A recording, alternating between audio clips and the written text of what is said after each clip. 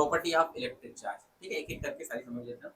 देखो फर्स्ट वाली क्या बोल रही है, फर्स्ट वाली है हमारे पास में एडिटिविटी ऑफ इलेक्ट्रिक चार्ज, मतलब एल्जेब्रिक एडिशन। एल्जेब्रिक एडिशन का मतलब होता है, देखो चार्ज क्या हमारा स्केलर क्वांटिटी वेक्टर क्वांटिटी तो है ही नहीं, है ना। जैसे कि मान के चलो मैंने यहाँ पर 5 माइक्रोकूलम लिया है और एक चार्ज ले लिया मैंने -4 माइक्रोकूलम, इन दोनों को ऐड करेंगे तो 5 माइनस 4 कितना हो जाएगा 1 माइक्रोकूलम। मतलब ये एल्जेब्रिक एडिशन है, इसमें आप केवल जो साइन दे रखा उसके आधार पर इसको आगे बढ़ाना है। अब सेकंड क्या दे रखी है, कंजर्वेशन ऑफ, कंजर्व रहती है। देखो कंजर्व कैसे रहती है, जैसे दो ऑब्जेक्ट है ना, दोनों के बीच में जो चार्ज है वो 1 माइक्रोकूलम है, ठीक है। अब ये दोनों ट्रांसफर हो रहे हैं या आप इनमें इलेक्ट्रॉन ट्रांसफर कर रहे हो, है ना। तो जो इनका लास्ट में जो चार्ज बनेगा, है ना, लास्ट में जो चार्ज बनेगा वो भी कितना बनेगा 1 माइक्रोकूलम ही बनेगा, है ना।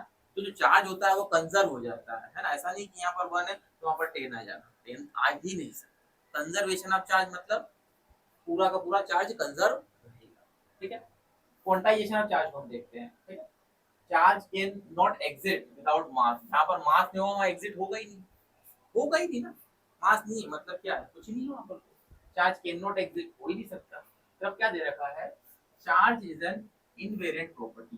देखो इनवेरिएंट प्रॉपर्टी का मतलब ये होता है कि चार्ज को आप रेस्ट पर रखो या आप उसको मोशन पे रखो, ठीक है।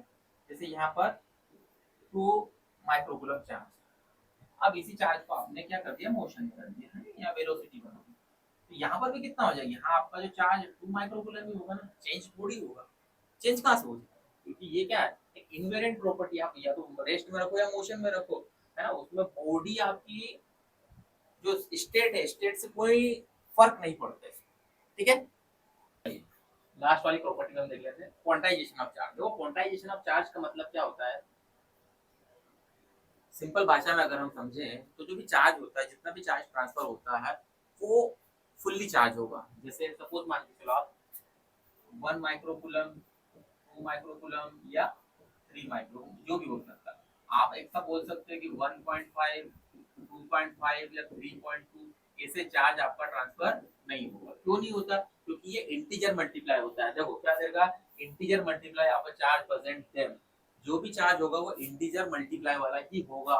The system will be charge will be. तो देखो चार्ज का फॉर्मूला क्या होता है, Q is equal to NE, तो यहाँ पर हम साइन लगा लेते हैं, Q is equal to NE मतलब प्लस माइनस, N क्या है ना, E क्या है, इलेक्ट्रॉन्स है, ठीक है, और N क्या है, नंबर्स ऑफ इंटीजर्स। अब देखो Q is equal two plus minus NE, ठीक है। अगर यहाँ पर मैं इसकी बात कर रहा हूँ क्वांटाइजेशन की, क्वांटाइजेशन में तो क्लियर हो गया कि हमारे पास जितना भी चार्ज होगा वो पार्ट्स में नहीं होगा, जितना भी चार्ज होगा वो फुल्ली ही ट्रांसफर होगा।